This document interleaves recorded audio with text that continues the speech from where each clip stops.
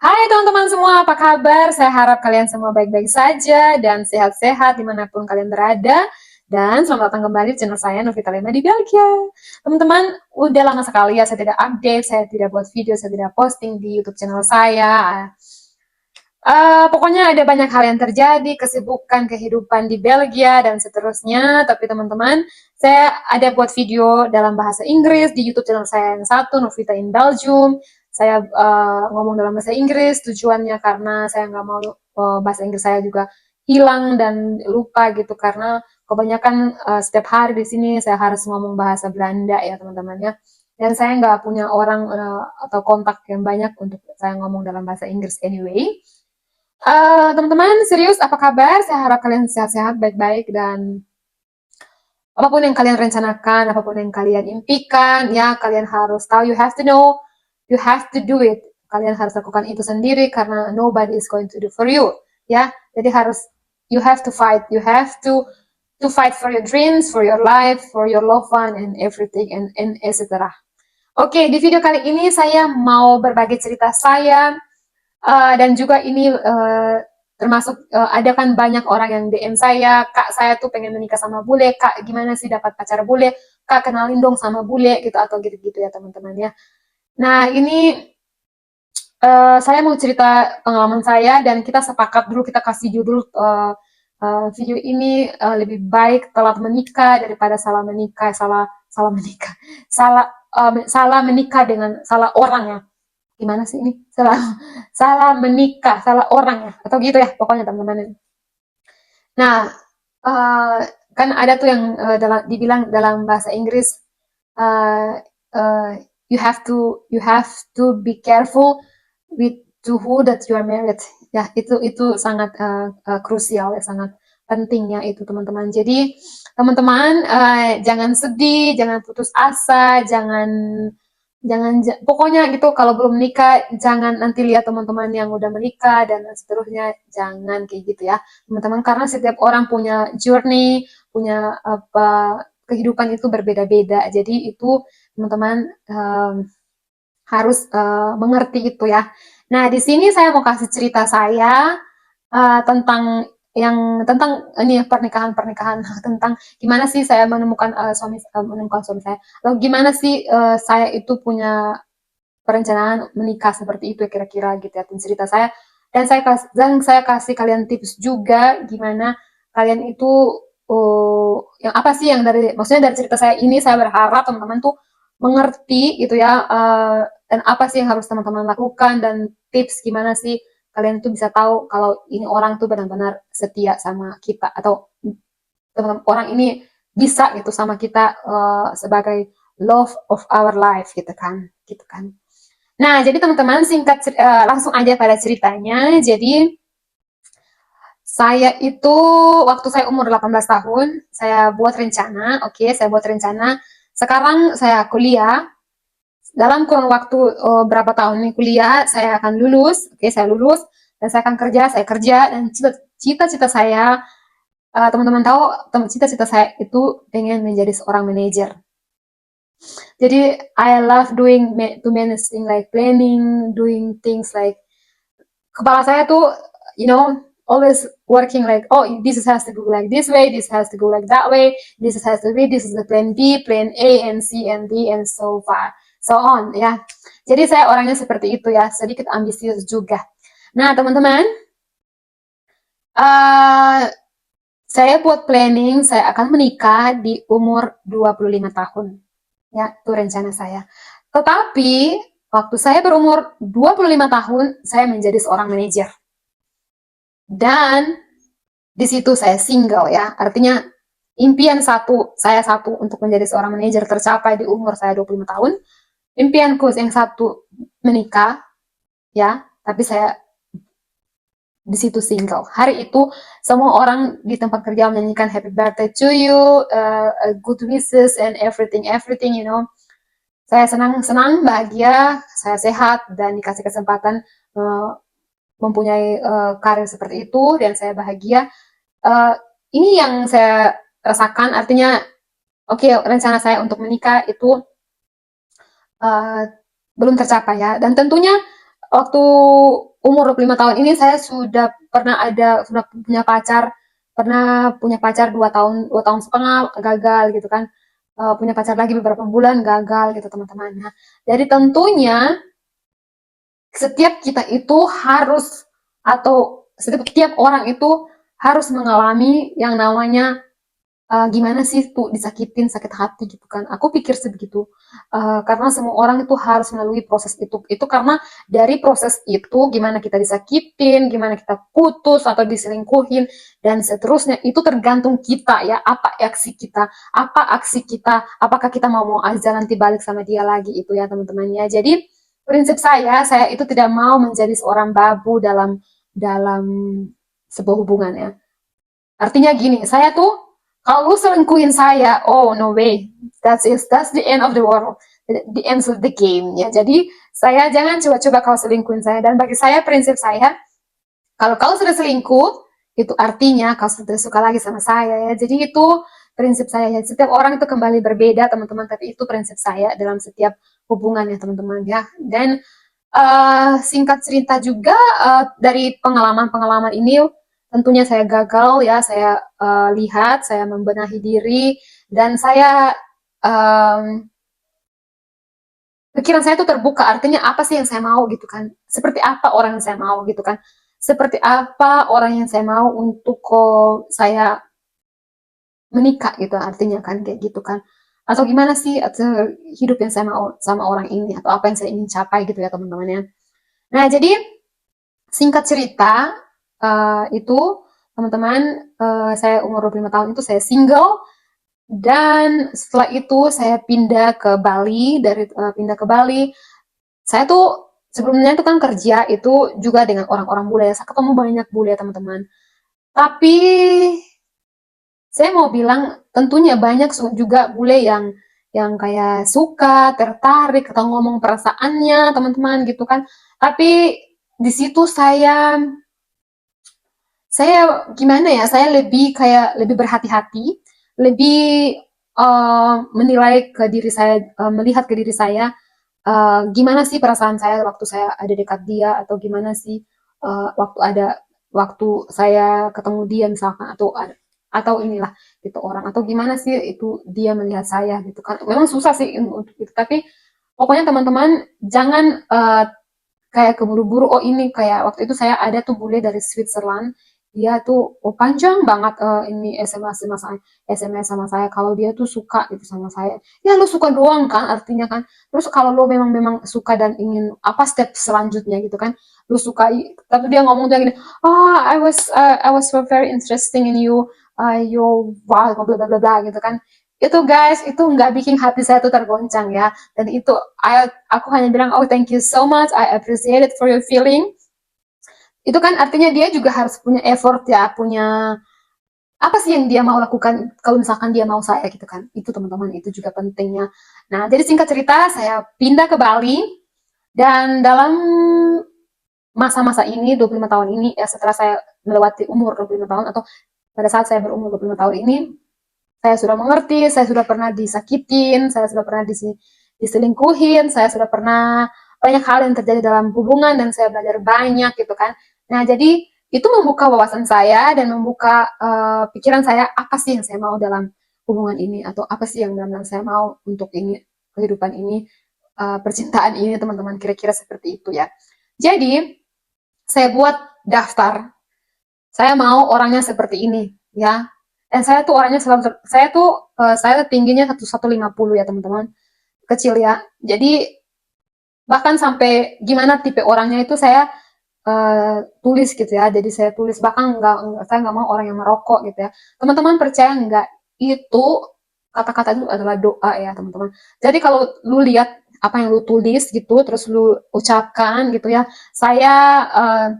atau lebih kayak gini, jangan saya mau lah. Oh, saya tuh selalu saya tulis kayak gini. Oh, uh, thank you God for sending me a good man, you know. Jadi kayak kita tuh kayak ngayal sih sebenarnya sih kayak gitu. Tapi ngayalnya yang kayak kita itu visualisasi itu kan, visualisasi all the good things atau semua yang terbaik itu dari pasangan kita atau yang kita inginkan ya. Tentunya teman-teman ya. Nggak ada orang yang sempurna atau pasangan yang sempurna di dunia ini, jadi kita harus sempurnakan sendiri gitu yang kira-kira. Nah, jadi singkat cerita, saya sudah ketemu suami saya yang sekarang, suami saya sekarang ini, saya sudah ketemu suami saya waktu itu, tapi saya tidak tertarik sama dia sama sekali, teman-teman. Saya tidak ada kepikiran bahwa saya akan pacaran sama dia, teman-temannya.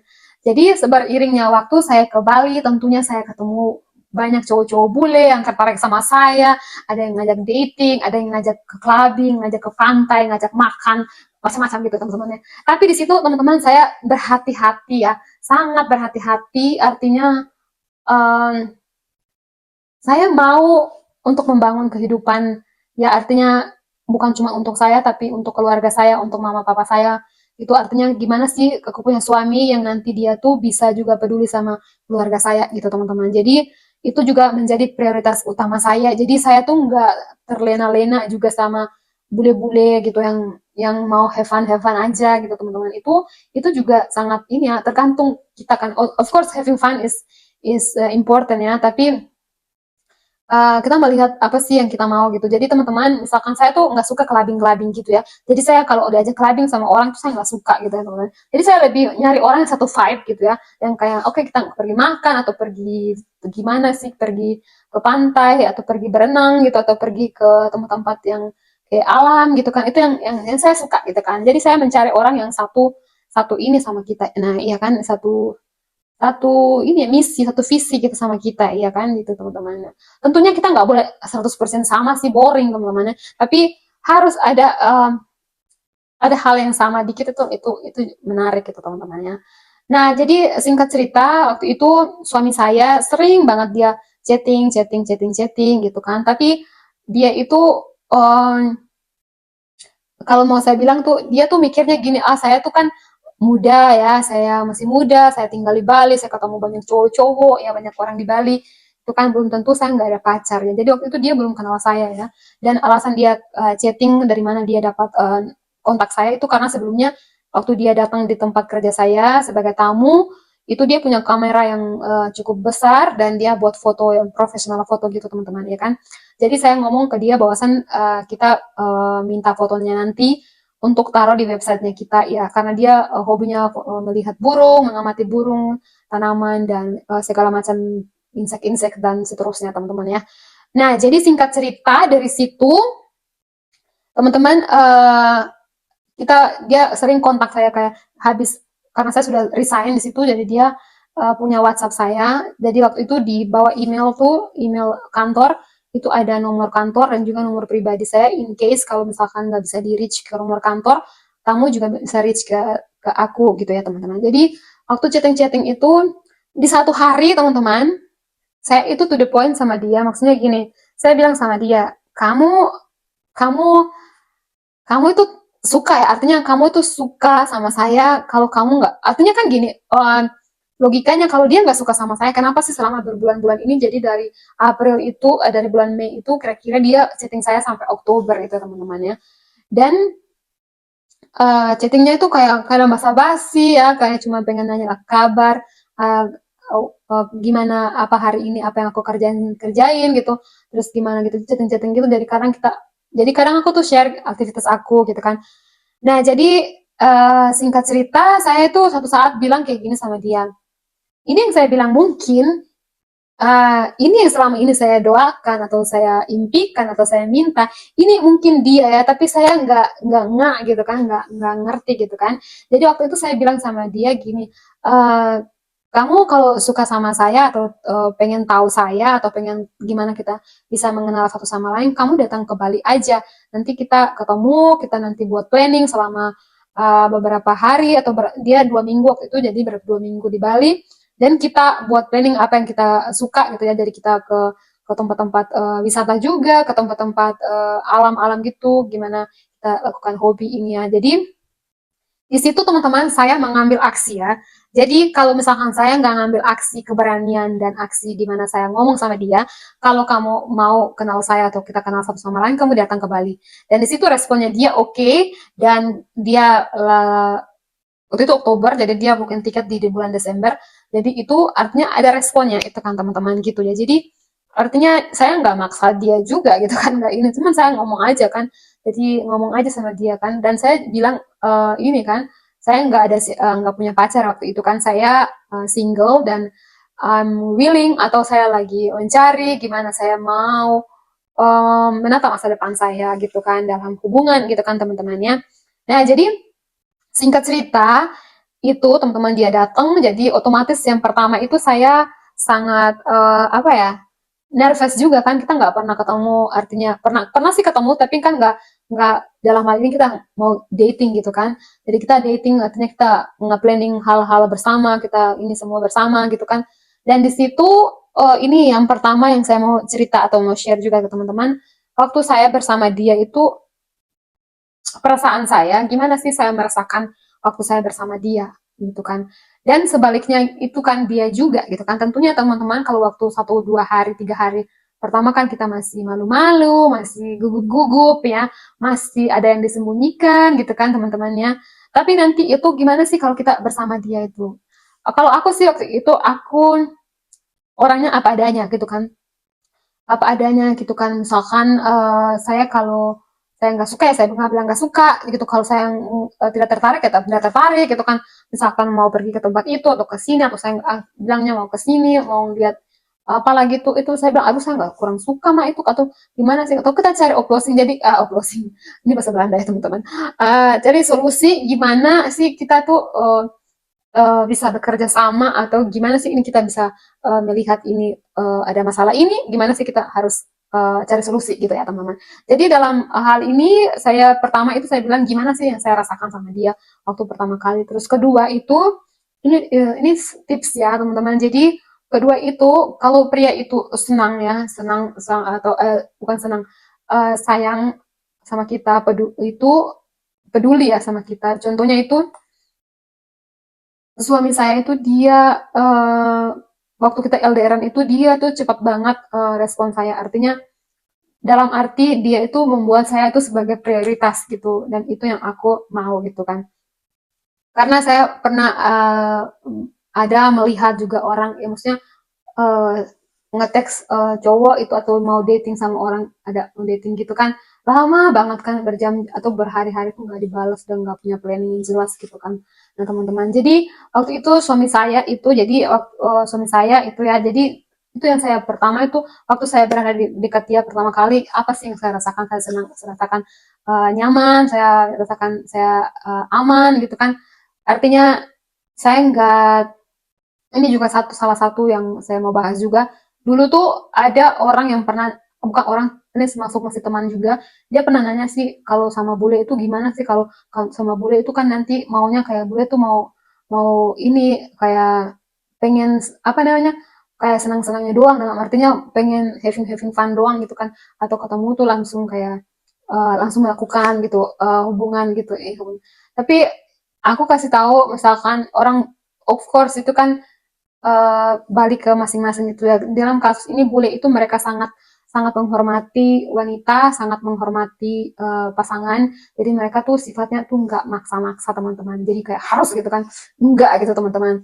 When you ready, oke? Okay? Jadi mereka tuh kayak gitu teman-teman. Nah jadi singkat cerita ini yang saya bilang tadi,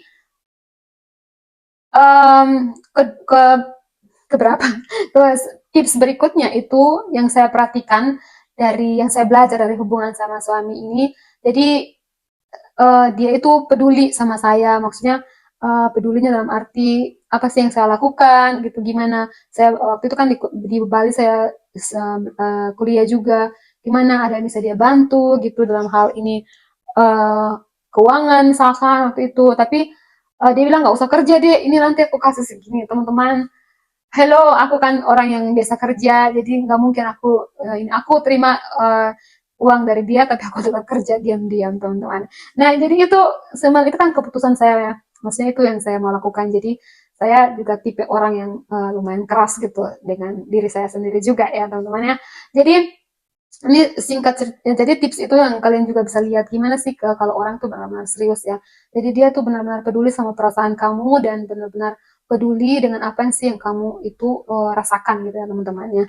Nah, ke berikutnya ini juga yang penting kalau memang dia serius tuh apa sih tindakannya selanjutnya gitu gitu kan, apa planningnya. Jadi pasti ada dia buat planning, dan dia selain buat planning itu gimana sih, eh dia tuh pasti atau ngomong impian gitu ya, gimana sih kalian bisa punya kehidupan ke depan gitu, atau punya kehidupan ke depan gitu. Nah, aku juga lupa kasih ya, ini tipsnya juga, kalau misalkan pria itu serius sama kamu, dia juga ngenalin kamu ke teman-temannya. Pertama tuh orang tuanya. Dalam hal ini aku tuh pertama mamanya, terus ke papanya, terus ke saudara-saudaranya yang lain. Kalau misalkan mereka ada di situ, kalau aku nelpon itu kadang kasih telepon aku ngomong juga gitu teman-teman. Jadi kayak dia tuh interesting, mau orang-orang tuh pada tahu gitu itu tentang aku juga gitu teman-teman ya. Jadi itu teman-teman. Jadi itu tips-tips dari aku ya. Jadi teman-teman, kadang kita harus melakukan sesuatu. Dalam hal ini aku dalam cerita ini aku buat aku take action. Aku yang ngomong sendiri ke suamiku, dan itu nggak ada yang salah sih sebenarnya dari tindakan aku itu kan. Jadi kita harus take action juga gitu kan. Terus melihat ini apa reaksi kayak gimana. Tapi ke teman-teman, yang dibilang orang tuh ikuti kata hati itu juga benar sih teman-teman. Jadi kadang tuh kita melihat atau kita gimana sih ini yang kita rasakan. Jadi kita harus mengevaluasi juga kayak gitu ya teman-teman ya. Jangan ini aja kayak kayak mau-mau aja kayak biar kayak apa namanya, kayak ya karena ini udah tanya-tanya kayak kapan ini kayak teman-teman iya iya aja, walaupun kalian tuh nggak suka atau nggak cinta sama orang tersebut, yang nggak boleh kayak gitu teman-teman ya. Nah, kedua dan seterusnya aku juga mau kasih bilang kalau um, menurut aku ya orang pria itu kalau benar-benar mencintai kita itu dia nggak, dia menjaga perasaan kita gitu teman-teman. Jadi dia nggak selingkuhin gitu. Artinya kalau dia selingkuh itu artinya dia punya keraguan atau punya keraguan dengan diri kita, artinya kayak gitu ya. Jadi itu aku apapun alasannya itu aku nggak terima teman-teman ya. Apapun alasannya aku nggak terima. Itu tipenya aku point point point gitu ya, aku nggak mau kayak gitu teman-teman. Pokoknya karena aku sama dia sebaliknya gitu ya, jadi aku nggak mau, aku karena menurut aku uh, pria wanita tuh sama aja gitu kan, kita sama gitu kan, nggak ada ininya bedanya. Jadi kalau bilang oh iya dia kan laki-laki jadi selingkuh itu nggak apa-apa, aku nggak terima gitu ya. Tapi itu sih masing-masing orang ya teman-teman ya. Jadi teman-teman dimanapun kalian berada, misalkan kalian mau pengen menikah sama bule, teman-teman be aware gitu. Kadang kan belum datang orang yang tepat itu, it's okay gitu, jangan sedih gitu. Itu artinya belum belum waktunya. Sekarang teman-teman harus lebih spesifik apa sih yang kalian mau gitu. Seperti apa orang yang saya mau. Jangan cuma yang penting bule gitu kan. Jangan teman-teman. It's dangerous ya. Karena bule juga manusia ya, bule juga sama dengan orang kayak di Indonesia gitu kan, menurut aku juga kan. Cuma mereka lebih lebih ini aja, maksudnya orang bule tuh mereka lebih mindsetnya tuh lebih di training gitu kayak, karena gimana mereka melatih uh, gimana pokoknya ada bedanya gitu sih teman-teman. Cuma menurut aku juga ya banyak orang yang baik, banyak juga orang yang kurang baik juga kan, seimbang kan. Nah jadi teman-teman itu dimanapun kalian berada, kalau misalkan kalian mau cari pacar bule, ya itu kalian harus spesifik dulu seperti apa yang aku mau. Ini aku mau orangnya seperti ini. Terus gimana? Ini apakah ada ada sinyal ya, ada tanda atau gimana apa yang harus saya lakukan gitu kan? Itu teman-teman. Jadi kalian juga jangan takut untuk mencoba untuk pergi dating gitu ya, atau pergi ketemu. Saya pernah ketemu waktu ini, saya ketemu suatu orang dari Australia, cakep banget orangnya, cakep banget, ganteng banget pokoknya teman-teman. Saya suka banget sama dia, tapi ada satu feeling dalam hati saya bahwa saya nggak yakin 100% gitu, karena ada sesuatu atau ada hal yang saya lihat juga yang saya kurang setuju gitu ya teman-teman. Dan itu ada suara hati dalam hati saya bahwa ya udah deh, nggak usah gitu kan itu teman-teman. Jadi teman-teman juga harus ini, harus apa namanya, harus be aware gitu, sadar gitu kan, sadar ini seperti ini, oh iya ini seperti ini, ininya begini. Dan teman-teman harus itu sadar gitu juga teman-teman. Terus kan banyak cerita misalkan di mana sih bisa ketemu bule kan, ini banyak yang teman-teman saya yang saya ketemu, kayak ada ketemu lewat Facebook, ada ketemu lewat dating app, kadang ada ketemu yang kayak ya karena karena ketemu di Bali misalkan, di tempat-tempat kerja gitu kan. Itu sih ini gimana sih itu kita apa namanya merespon ya. Jadi kadang bule itu kan mereka juga kita harus uh, harus apa namanya harus menunjukkan ya, menunjukkan bahwasan oh iya kita juga kayak tertarik juga atau iya aku juga ini kayak tertarik sama kamu juga kayak gitu misalkan atau kayak kasusnya aku tuh bilang sama suamiku ya kalau kalau kamu menurut apa namanya tertarik sama aku ya kamu datang ke Bali dan kita melihat kita pergi ini semua jadi pergi liburan bareng dan kita melihat apakah kita cocok gitu ya ini kan itu dan itu nggak ada salahnya teman-teman ya jadi kembali ke masing-masing aja ya ke kita ya nah teman-teman dari situ dan tips terakhirnya itu uh, kalau dia benar-benar yakin sama kamu dan cinta artinya dia yakin sama kamu itu artinya dia itu akan punya planning ke depan ya, punya planning ke depan. Jadi punya rencana bersamamu ke depan apa selanjutnya kayak gitu untuk tetap bersama gitu ya, membangun cinta ini gitu, kehidupan ini ya. Gitu teman-teman ya. Nah, jadi ini sudah sekitar setengah jam saya berbicara. Tentunya ada banyak hal dan setiap orang punya goal, punya punya impian yang berbeda dan dalam hubungan dan dalam hidup gitu ya teman-teman. Jadi ini cuma cerita atau gambaran dari saya dan cerita saya. Tapi saya harap teman-teman bisa belajar dari ini dan bisa ya pokoknya I wish the best for you. Jadi sukses gitu ya teman-teman dan saya I see you on my next video. Dadah.